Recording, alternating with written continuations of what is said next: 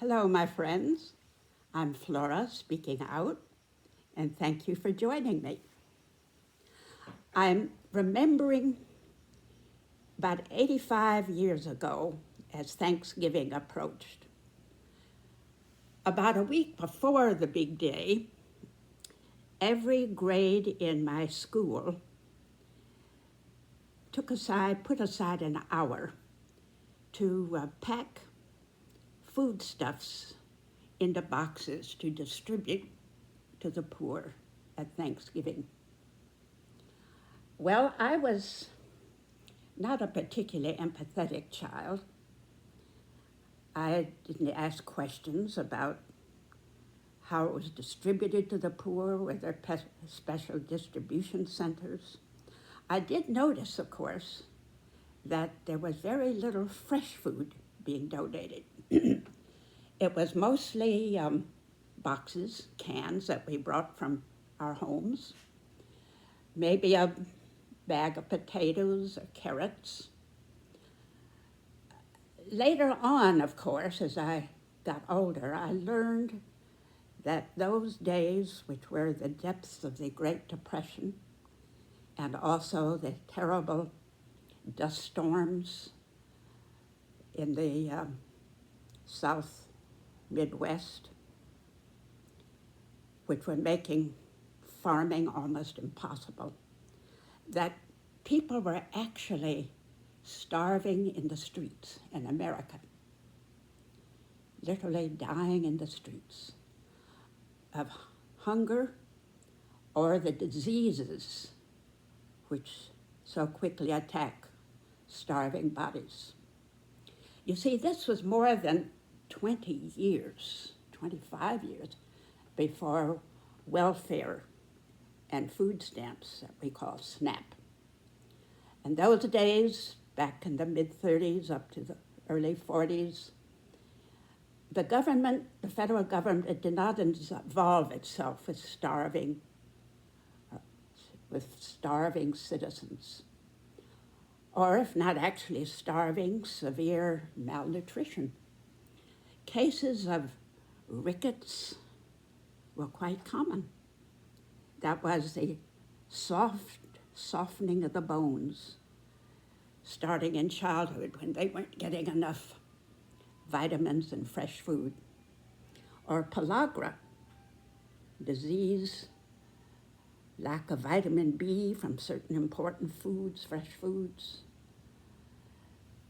Yes, if you want to know what those days were like, and you may have already read the book, Steinbeck's Grapes of Wrath. If you've never read it, be sure you do, and you will know what life was like in America. Now, even then, even at the worst, many politicians were shouting down any suggestions to get the federal government involved. They were saying things like stamina, self-reliance, American enterprise, get up and get, never worrying about those who fell by the wayside. None of their business. And of course, many are saying it right now. The federal program of nutrition closed down more than a week ago. SNAP ended. Then a judge, an outrage, said you can't do this. So the federal government a few days ago said, all right, if you insist, we will give half the benefits. This is Thursday that I'm sharing with you.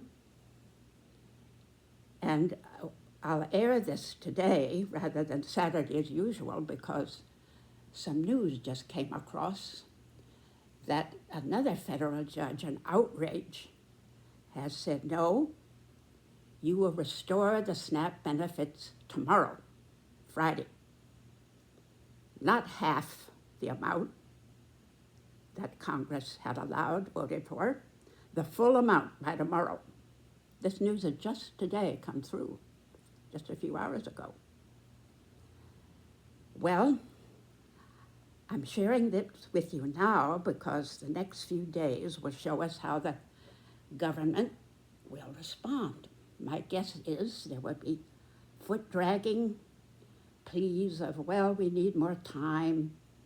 They'd said already that even just restoring half of the benefits, that it might be weeks delay before the food stamps could be restored, even the half amount. I don't know how the Trump government's going to respond to this new federal order. We will wait and see. But this is hunger being used as a political weapon.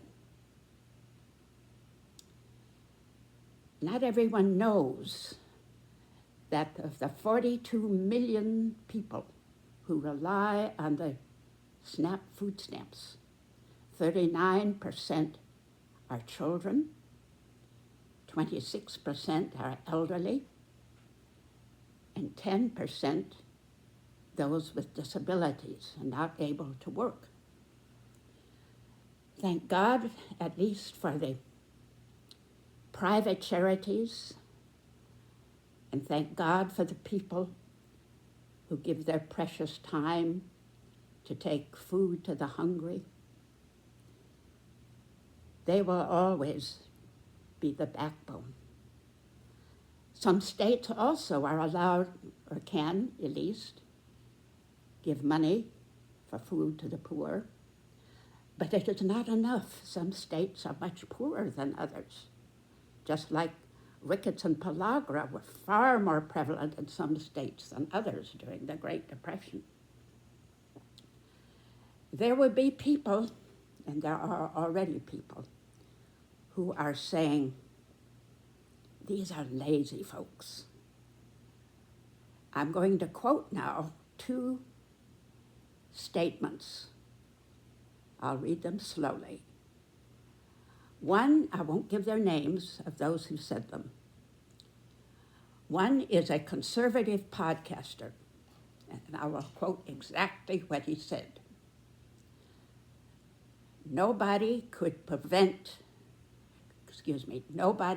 benefit from a nice fast more than the SNAP recipient. Has this man ever fasted? Has he ever experienced hunger? I did once in my life. My sister and I were, during the Second World War, were stuck in a train without a dining car. Even if there'd been a dining car, we couldn't have fought our way through to it. People were literally standing in the aisles or sitting in their suitcases. This is what train travel was like during wartime. And many stops for troop trains to go through. We went for more than 30 hours without anything to eat at all. This was not a healthy hunger we were feeling the way you do it after exercising and waiting for your dinner. This was extraordinarily unpleasant, and this was just a little over 30 hours. Think of it going on for days. All right, I'll give you another quote.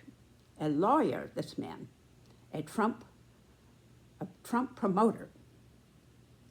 Listen carefully to what he said to the hungry and disabled. Get off your fat asses. Get a job. Stop reproducing. Change your bleep culture. These are words spoken to a veteran, housebound, chronic spinal disease, needing surgeries, unable to work. Those filthy words were spoken to a mother of 3 small children under 7, leaving an abusive marriage. trained for a profession but had to brush up her skills some months before she could go back into it. These words are spoken to a 70-year-old woman living alone in a one-room apartment who has nothing but her Social Security to depend on. Here's another outrage. This past week, the government has forbidden grocers from offering any kind of discount for those who rely on SNAP, food stamps. No discounts, they say. You've got to treat all customers exactly the same. Well, nations are judged by the treatment of the vulnerable.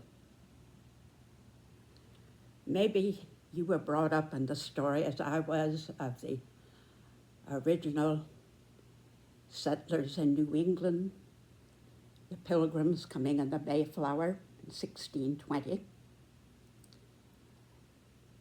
Did you know that first winter, and they did not actually leave the ship and start their colony until December, that first winter, one half of the original crew, team group that came on the boat had died. One half. And all except one of the young married women died. They died of a combination of pneumonia, scurvy, another disease of malnutrition, and just plain starvation.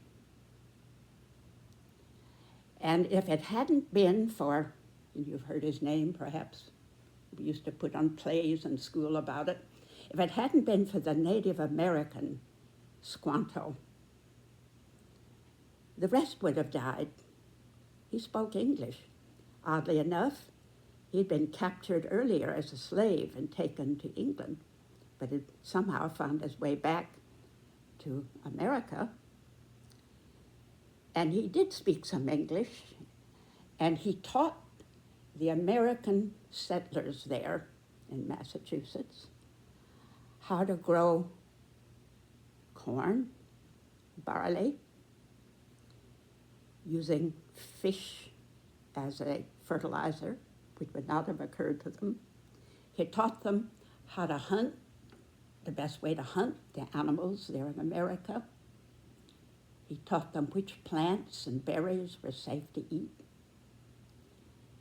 Isn't that ironic in a way that it was a Native American who welcomed and preserved the lives of that boatload of immigrants who had not been born there, first generation immigrants welcomed by a Native American. I'm thinking, as I think of that story, that now, 65 years after the food stamps were first issued, SNAP was started, 1960, for the first time in 65 years, the American government closed down this nutritional program so desperately needed by so many. This is the first time that our federal government implied that the hungry and frightened citizens did not matter. The beautiful poem at the base of the Statue of Liberty ends with the lines, "I lift my lamp beside the golden door." That lamp is shining not only on the immigrants, but on us, the citizens. And what is it shining on? What is it showing? Thank you for being with me. See you later.